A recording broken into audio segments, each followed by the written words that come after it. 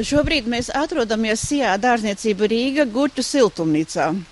Es esmu Gunta Lapiņa, valdes priekšsēdētāja. Saimniecība kā Sijā darbojās kopš 1996. gada, bet siltumnīcas ir būvētas 1972. gadā, un principā visi speciālisti, kas šeit strādā, nāk jau no 1972. gada. Kopējā platība ir 6 hektāri. Mēs pamatā audzējam gurķus. Mūsu dārzeņu Maksima veikalos ir kopš Maksima tīkls ienāca Latvijā. Vidēji gadā mēs izaudzējam 1500 tonnas. Gurķus mēs audzējam akmens vatē, sēklas mēs ejam akmens vates kubikos un audzējam dēstu mājā.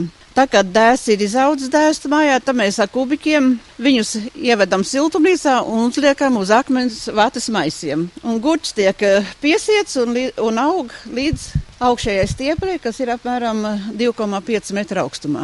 Pēc izstādīšanas siltumnīcā paiet 2 līdz 3 nedēļas un sākās gurķu raža. Pirmajos mēnešos gurķis ražo mazāk, bet tagad nāk jau pika periodi, maijs, jūnijas, tad vienā ražas dienā var nolasīt kilogramu no kvadrātmetra.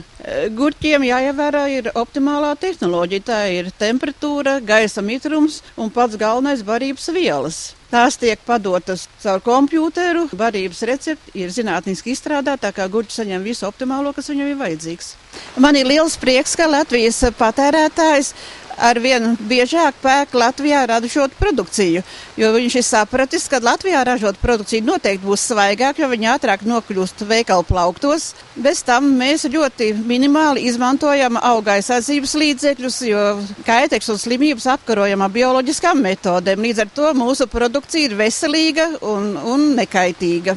Bez tam, ņemot vērā mūsu šodienas ekonomisko situāciju, vajadzētu saprast patērētājiem, kad mūsu produkciju nopērkot, naudaņa paliek mūsu valstī.